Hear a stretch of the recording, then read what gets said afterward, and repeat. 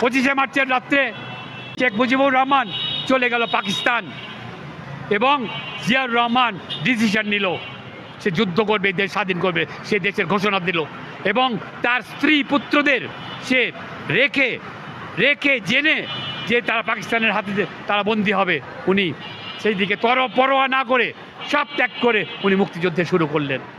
আমরা তার সাথে যোগ দিলাম এবং আমরা দেশ 9 মাস যুদ্ধ করে দেশ স্বাধীন করলাম এবং দেশ স্বাধীন হলো 16ই ডিসেম্বর। আরও কিছুদিন চলা উচিত ছিল। আমরা আওয়ামী লীগ এবং ইন্ডিয়ার ট্র্যাপে পড়লাম। ট্র্যাপে পড়ে যুদ্ধটা তারা তড়িৎ গতিতে শেষ করে দিল। আমি যুগটাকে বললাম যে এটা কোনো প্ল্যান ছিল না, কোনো প্ল্যান ছিল না। আমি আওয়ামী লীগকে, শেখ মুজিবুর রহমানকে তাকে ক্রিটিসাইজ করবার মতন একটা ব্যক্তি আমি না, তার চেয়ে অনেক ছোটো আমি। কিন্তু আমি মুক্তিযোদ্ধা হিসাবে আমি যা দেখেছি আমি সেটা আপনাদের কাছে বলছি। আমি 23 বছর পাকিস্তানের বঞ্চনার থেকে শেখ মুজিবুর রহমান বাঙালিকে একসাথে করতে পেরেছিল তার আন্দোলনের মাধ্যমে, তার দৃঢ়তার মাধ্যমে, তার নেতৃত্বের মাধ্যমে। কিন্তু যেখানে শেখ মুজিবের শেষ, সেখানে জিয়াউর রহমানের শুরু। 25শে মার্চের রাত্রে জিয়াউর রহমান চলে গেল, শেখ মুজিবুর রহমান চলে গেল পাকিস্তান এবং জিয়াউর রহমান ডিসিশন নিল সে যুদ্ধ করবে, দেশ স্বাধীন করবে, সে দেশের ঘোষণা দিল এবং তার স্ত্রী পুত্রদের সে রেখে রেখে জেনে যে তারা পাকিস্তানের হাতে তারা বন্দী হবে, উনি সেই দিকে পরোয়া না করে সব ত্যাগ করে উনি মুক্তিযুদ্ধে শুরু করলেন। আমরা তার সাথে যোগ দিলাম এবং আমরা দেশ 9 মাস যুদ্ধ করে দেশ স্বাধীন করলাম। এপ্রিল মাসের 4 তারিখে তেলিয়াপাড়া চা বাগানে একটা মিটিং হলো। জিয়াউর রহমান সাহেব, শফিউল্লাহ সাহেব, খালেদ মুশাররফ সাহেব এবং ইন্ডিয়ানরা সেই মিটিংয়ে জিয়াউর রহমান সাহেবের একটা প্ল্যান 11টা সেক্টর করবার এবং মুক্তিযুদ্ধের প্ল্যান দিল, সেটা ইন্ডিয়ানরা অ্যাকসেপ্ট করলো এবং আমাদেরকে জায়গা দিল। আমরা বর্ডার ক্রস করলাম, করে ওখানে আর্মস পেলাম এবং আমরা আমরা আমরা আর্মস চালানোর আমরা আমরা আমরা আমরা প্রশিক্ষণ পেলাম। আমরা ও স্বেচ্ছায় রেডি হয়ে ওনার স্ত্রীকে বলছেন, উনি যখন তাজউদ্দিন সাহেব তাকে বলেছেন যে আপনাদের সাথে চলেন আপনি, হ্যাঁ, তখন বলছেন না যাওয়া যাবে না, আমার ফাঁসি হবে। তাহলে বলে যে আপনি তাহলে একটা স্বাধীনতার ঘোষণা দিয়ে যান, যেটা পরিপ্রেক্ষিতে যেটার উপর বেস করে আমরা রাজনীতিটা করতে পারবো। উনি বললেন আমি কিচ্ছু বলবো না, কোনো কিছুতে আমি সই করবো না।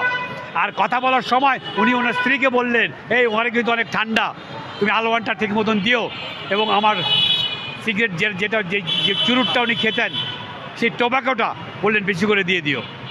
উনি already made up his mind এবং বলেছেন পাকিস্তানিদেরকে তোমরা আমাকে নিয়ে যাও, আমি এটা থামাতে পারবো না।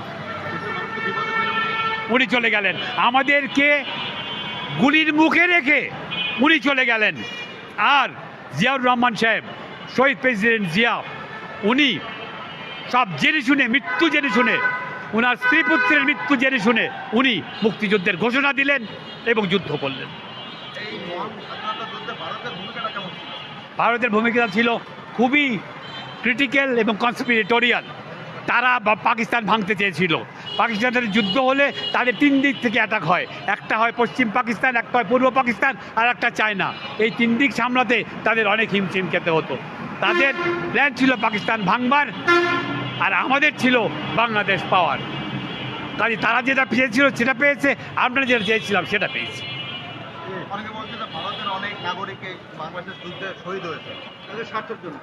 তারা যুদ্ধ যখন ঘোষণা করেছে 3 ডিসেম্বর, তারপরে যুদ্ধ চলেছে 4-5 দিন, তো সম্মুখ যুদ্ধ তো হবেই। তারা একটা সাক্ষেত পেয়েছে, আমরা মুক্তিযোদ্ধারা সব কিছু রেডি করে রেখেছিলাম। 4000 তাদের মারা গেছে, তা না হলে 40,000 মারা যেত তাদের, যদি আমরা না থাকতাম তাদের সাথে। অনেকে বলছে যে যুদ্ধে ভারতের সেনাবাহিনীর দ্বারা অনেক বাঙালি নিহত হয়েছিল, সেটা তো একটা যুদ্ধের মধ্যে হবেই। হ্যাঁ, ওরকম 2-একটা ঘটনা ওরকম হয়ে থাকতে পারে, কিন্তু তারা খুবই আরামে, হ্যাঁ, এই সেই সেই যুদ্ধ যেটার মধ্যে তারা বলে আমরা ছিলাম না, মুক্তিযোদ্ধারা ছিল না। Osman Gani Usmani, general Usmani, general Ataul Gani Osmani, major general Ataul Gani Osmani, lieutenant general, উনি নাকি, হ্যাঁ উনি, আমরা নাকি ওনার আন্ডারে, মানে 71কে এবং মুক্তিযোদ্ধাদেরকে বাদ দিয়ে এটা ইন্ডিয়া পাকিস্তান যুদ্ধ হিসাবে তারা দেখে, আজ পর্যন্ত তারা দেখে। তারা এই মুক্তিযুদ্ধকে তারা স্বীকার করে না। তারা বলে তাদের ইয়েতে তারা বলে, এবং এরা আরও শুনবেন, এটা আরও শুনবেন আপনারা রিসেন্টলি, যে তারা বাংলাদেশকে স্বাধীন করে দিয়েছে। অনেকে বলছে যে জামাতেই নাকি মুক্তিযোদ্ধা বেশি বিএনপি আওয়ামী লীগের তুলনায়। সব রাজাকারের বাচ্চা, আল বদর আল শামস, তারা মুক্তিযুদ্ধ তো করেই নাই। তারা যতটা পেরেছে পাকিস্তানিদের সাহায্য করেছে, এবং তারা বাংলাও বলতো না। তারা আধা বাংলা আধা উর্দু মিলে আপ হামারা বাপ হয়, আপ হামারা বাপ হয়, আপ হামারা চাচা হয়, এরকম করে তারা উর্দু বলতো। উর্দু বলে তাদের যা যা দরকার তাই দিত। তারা আমাদের সাথে যুদ্ধ করেছে, আমাদের বুকে গুলি মেরেছে, আমাদের মা বোনদের ধর্ষণ করেছে, এবং তারা পাকিস্তানিদের হাতে আমাদের মা বোনদের তুলে দিয়েছে। এই জামাত, এই আল বদর, এই আল শামস, কাজেই তাদের কোনো ক্ষমা নাই বাংলাদেশে। কিন্তু আজকে একটা স্বাধীন দেশ, আজকে আমরা গণতান্ত্রিক দেশ, তারা সার্ভাইভ করে এই পর্যন্ত এসেছে। গণতান্ত্রিক দেশে তাদের সমান অধিকার আছে গণতন্ত্রের মাধ্যমে, কিন্তু আমাদের এই কথাগুলো আমরা বলতে থাকবো সমানে। আপনাদের অনেকে ধন্যবাদ। ভুয়া মুক্তিযোদ্ধা 1 লক্ষ বেঁচে আছে, ইনশাল্লাহ আমরা এটা সামনের দিনে আমরা সব পরিষ্কার করে ফেলবো। আমরা এটা সহ্য করব না। সহি মুক্তিযোদ্ধারাই সামনের দিনে বের হয়ে আসবে, এবং ভুয়া মুক্তিযোদ্ধারা তারা বাদ যাবে। কোথা থেকে এলো? এই আওয়ামী লীগ বানিয়েছে।